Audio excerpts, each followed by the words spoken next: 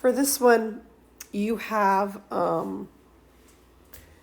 basically you have something with a variable, and then you have two things that don't have a variable. And so you want to move everything without the variable over first, and then you want to get rid of everything that's with the variable with division. So just because there's a square root on it, don't overthink it. Think of it as if it were just a number. What would you do with it? All right, so if this were a number without a radical, I would just subtract it over. So that's what I'm going to do. So I'm going to have 3x squared of 5 equals 9 minus the square root of 15, okay? And then if you look at this, this is just a number multiplying by that x. So I'm going to divide both sides by 3 squared of 5. All right? So it's going to cancel there. I will have x all by itself, and I will have 9 minus the square root of 15 over 3 square root of 5. I do not want a radical in my denominator, so I just need to multiply the top and bottom by whatever will get rid of the radical. In this case, it's a square root. So 2 5s under the root will get rid of the radical. I have 1 5 under the root. So if I do this, it will get rid of it. Now, couple things here. That's a 15. Couple things here. The bottom is just going to get rid of that root. So on the bottom, I am going to have 3 times just 5, okay? On the top, I need to distribute. So I have 9 minus the square root of 15 times 5. All right? You can multiply 15 and 5, but if you have 15 and 5 under a square root, anything that pairs up can come out. That 15 can be broken down into 3 and 5. The 5 is already prime. So I will be able to take out a 5 and leave in a 3, okay? So, oh, this is square root of 5, by the way. So I have 9 square root of 5 because I distributed here. And then I have 5 square root of 3 because when I have 15 and 5, a 5 comes out, a 3 stays in. That's how they got that. And on the bottom, I have 15 because I ended up with just 3 times 5. Okay? So that's what they've done here. They've just treat it like it's a number because that's what it is. All right? The only thing you're doing differently is at the end, you're making sure all of those radicals are simplified. All right? All right, so this one's a little bit different. We have a lot going on here. So we're going to get rid of everything that's not it with the radical, just like we did on the first one. But then we're going to get rid of the radical a little bit differently. So my first step is going to be subtract this 18 over, okay? It will cancel on this side. I'll be left with 2 cubed root of y plus 5 equals 4. And then I'm going to divide both sides by that 2. I will get the cubed root of y plus 5 equals 2. All right? Now here's the thing. I'm getting rid of a cubed root, not a square root. Okay? So how do I get rid of a cubed root? I need to raise it to what power? Third power. Yeah, so I'm going to raise both sides to the third power. On the left hand, I will have gotten rid of my root. And on the right-hand side, I will have 2 cubed, which is 8. And then my final step is just to subtract that 5. And I am done.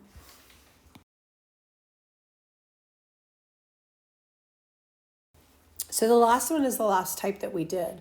What you're looking for when you have an exponential equation, your exponent is in is a variable, right? Then you're trying to get the same bases. So you're looking to see, do they go all the way back to the same base? So hopefully you know that 27 has a base of 3. How would I write 27 in terms of 3? 3 to what power? Cubed, right? So 3 cubed is 27. So instead of having 27 to the x minus 1, I'm having 3 cubed to the x minus 1. What about 81? How many times? That's a base 3 as well. So it's 3 to what power? Just 81 is 3 to the 4th power, right? But this is 81 in the denominator, so it's 3 to what? Instead of 4, it's going to be negative 4. Yeah. And so now once I have my bases the same, my exponents. Right here, though, I need to multiply. So I need to multiply that 3 through. So I'm going to have 3x minus 3 as this exponent. and I'm going to have -4 as that exponent. And then I have a really easy algebra equation to solve. I'm going to add 3 to both sides. I get 3x equals -1, and then of course I divide by 3. That's where I get my x equals -1/3. So we've been doing some radicals where you just have a radical and you can just get rid of it completely. But you'll notice in this one that we actually have 2 radicals. All right, we have 2 radicals. The goal of these is to get radicals on each side. So if I have a radical over here, I want to actually put a radical over there. I don't want 2 radicals on the same side. You could try it, but it makes your life a little more difficult, right? And sometimes when you have a radical equals a radical, then they both go away and you have a really easy problem. And so my first goal here is to just get the radicals separated. Have one on one side and one on the other, all right? This is only if they are different radicals. So you'll notice I have an x plus 33 and an x. I don't want those on the same side. They can't combine. If they have the same radicand or the same number underneath it, then of course I could just combine them into one using their coefficients, right? But I can't do that here because they're different radicands. So if they're different radicands, it's easier to separate them. So I'm going to move this square root of x over here with just a plus. It's plus square root of x plus square root of x, all right? So on the left-hand side, I have x plus 33. And on the right-hand side, I have 3 plus the square root of x, all right? Now, what is my index here? What's my index of this guy? 2. So I need to raise both sides to the second power. All right? The left-hand side's really easy. On the left, it's going to go away. But on the right, I need to FOIL it. All right? It doesn't just square the 3 and square the square root. This right here, this is the number one mistake I get anytime I have a group squared. When you have a group squared, it means the whole group times the whole group, okay? It does not just mean square the first guy and square the second guy. That's not how you do this, okay? So you have to actually FOIL it. On the right-hand side, you're going to get 3 times 3 is 9, 3 times square root of x, x times square root of 3. I said that backwards. And then you are going to get square root of x times square root of x, which is just x, okay? Everybody see that? So you have to FOIL it, all right? So you can simplify it. We have this right here that's going to simplify. And here's the thing. I do want to move over my 9 and my x because I really need now my roots by themselves, okay? So over here on this side, I'm going to add 3 and 3. I will have 6 square root of x, all right? For the other pieces, I'm going to subtract the 9 over, and I'm going to subtract the x over. Okay. They both cancel here. Over here, my x's actually cancel, which is nice, right? And then I have 33 minus 9, which gives me 24. And now I have an actually rather simple equation to solve. Get rid of that 6. How do I get rid of the 6? Yeah, I'm just going to divide both of those, right? And so I have 4 equals the square root of x. How do I get rid of that root? Yeah, just square both sides. So I have 16 equals x, all right? Now, you do want to check it. You do want to plug it back in and say, does this work? So if I check it up here, then I would get the square root of 16 plus 33 minus the square root of 16 equals 3. 16 plus 33 is 49, so that is 7 minus 4 equals 3. Yep, that's the solution. All right, so separate your radicals if they are not like. If they're alike, then you do want to get them on the same side and you want to combine them, right? But if they're not alike, you want to separate them and square to get them out. And sometimes, just like this, you're going to have to square twice to get rid of the radical.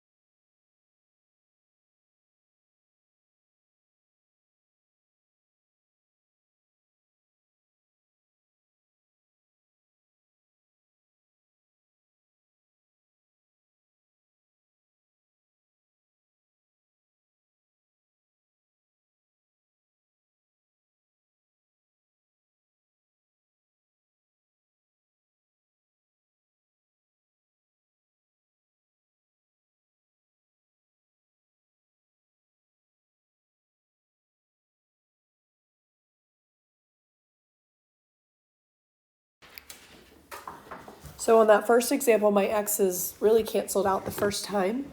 There are going to be times when it's going to go to a quadratic. So if we look at this, if we move my 10 over, I would have x minus 10 equals negative 3 square root of x, right? And then I really need to get rid of that root. I could divide by negative 3, but then I'm going to have fractions. So I'm actually not going to divide by negative 3 here. I'm actually just going to square both sides and let it work itself out. And so I'm going to go ahead and square both of these. This right here, if I square it, is foiling. So once again, if you have x minus 10 squared, it looks like that. So you end up with x squared minus 20x plus 100 over here. All right, you have to FOIL it. On the right-hand side, I have to square both of these. So negative 3 when I square it is 9. When I square the square root, I get x. All right? So when you have a quadratic, by quadratic I mean you have an x squared, you have to go back to your methods for solving a quadratic. All right? You can solve by factoring. You can solve by quadratic formula if you can't factor it, okay? And so in order to do either of those, it has to be equal to 0. And so if I have something like this, I'm actually going to move this 9x over. And I'm going to have x squared minus 29x plus 100 equals 0, okay? So now I'm looking for factors of 100 that add up to 29.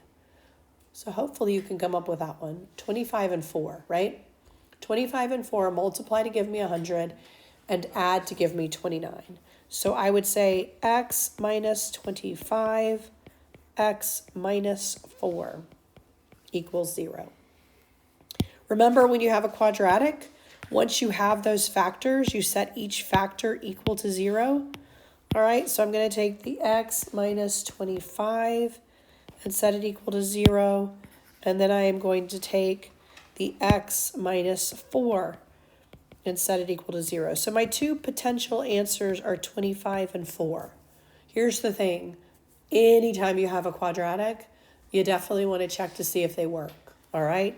So I'm going to go back up here to my original, and I'm going to plug these in. So I have x, that's going to be 25, equals 10 minus 3 square root of x, which is 25. I'm going to check him. Then I have 4 equals 10 minus 3 square root of 4.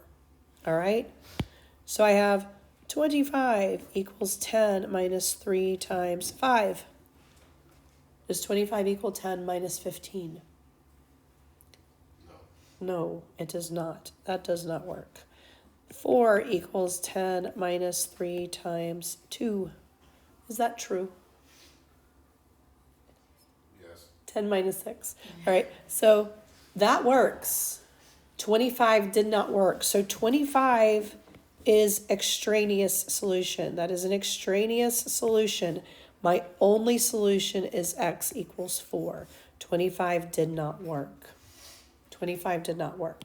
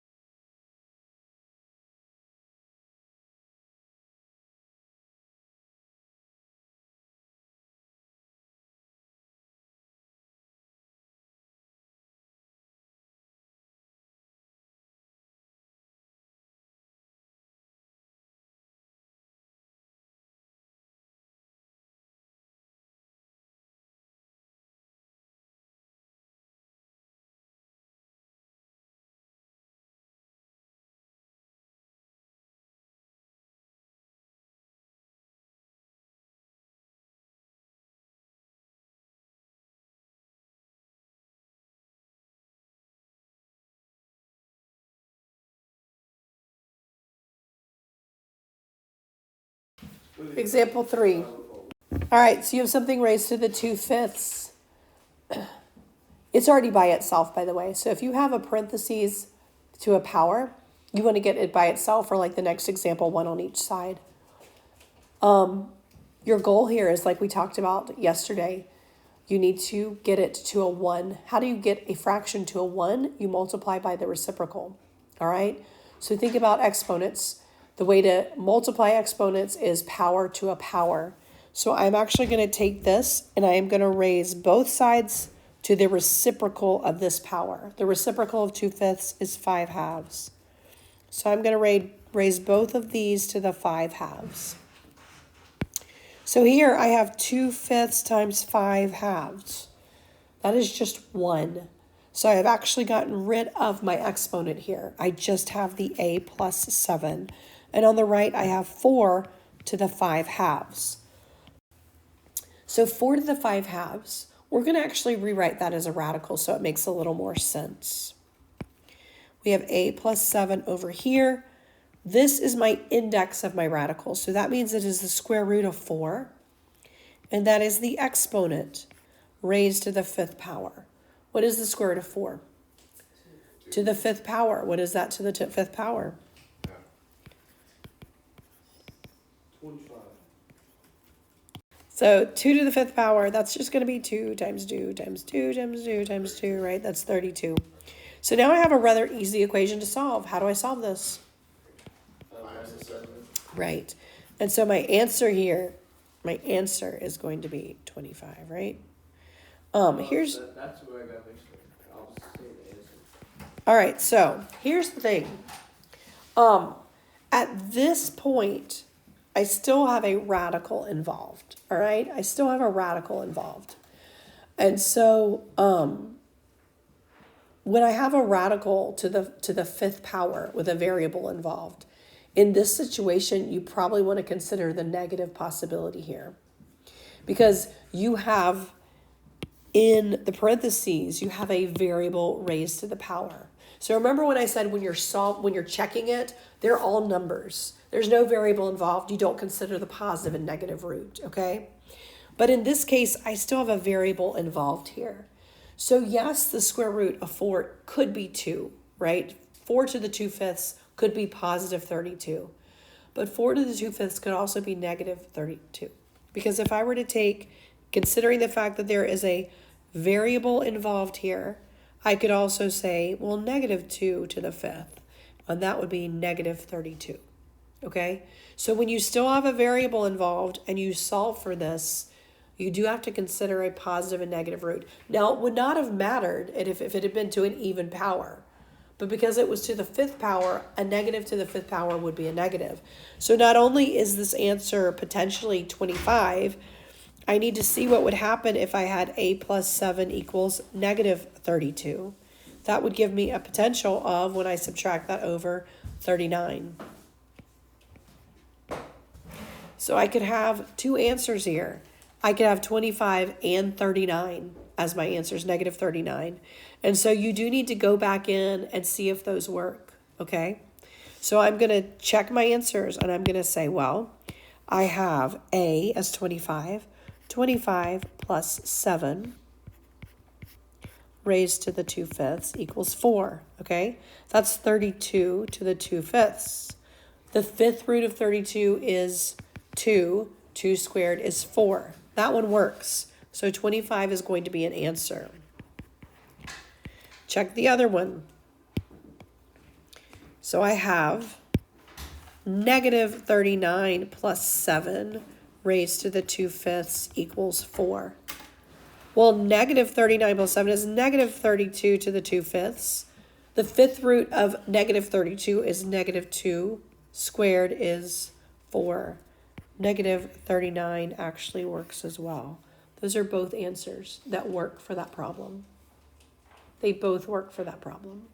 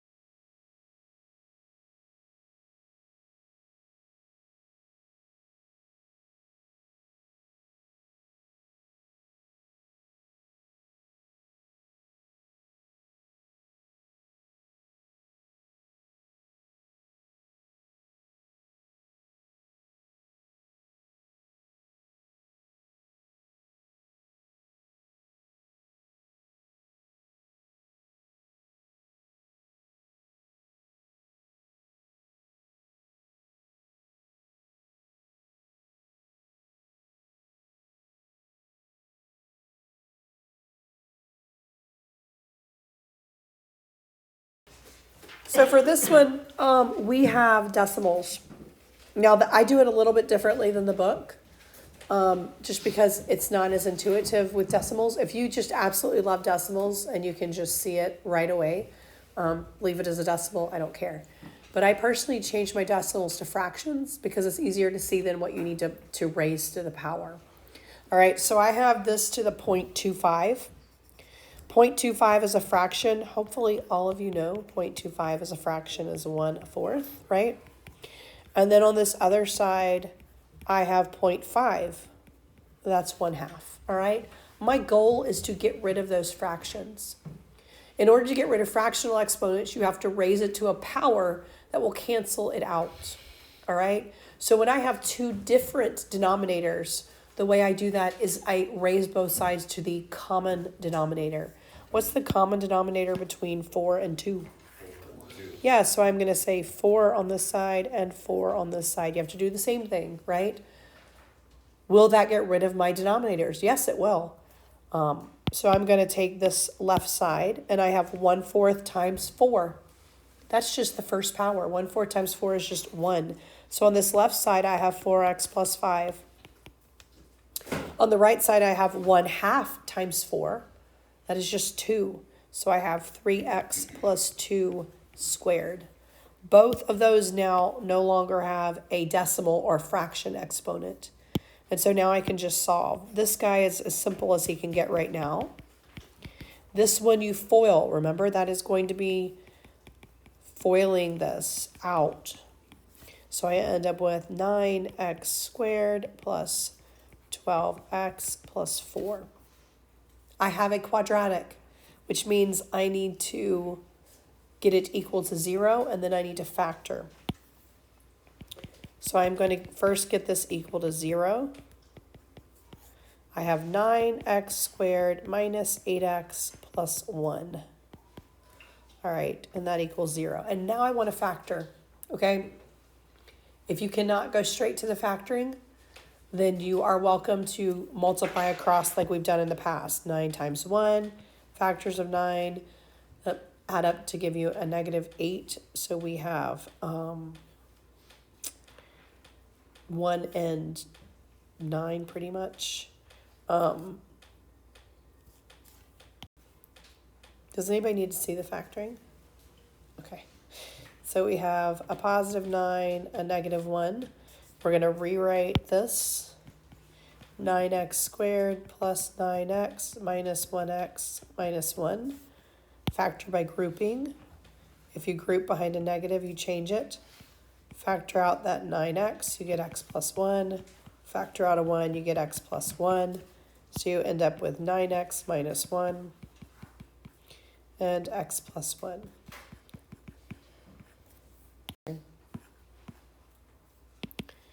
All right, so that's my factoring right there.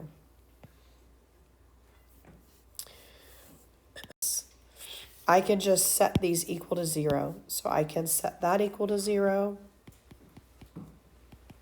I can set this equal to 0. And I'm going to get that x equals 1/9 or -1, okay? I have to check them. Like, I can't just assume that that's going to work. I have to plug those back in. And by the way, when I plug them back in, I actually plug them back in using my fractional exponents because that's the 4th root and the square root, okay? And so that's easier for me than doing decimal exponents. Like 4th root makes more sense than 0.25. When you plug these back in, the -1 actually does not work.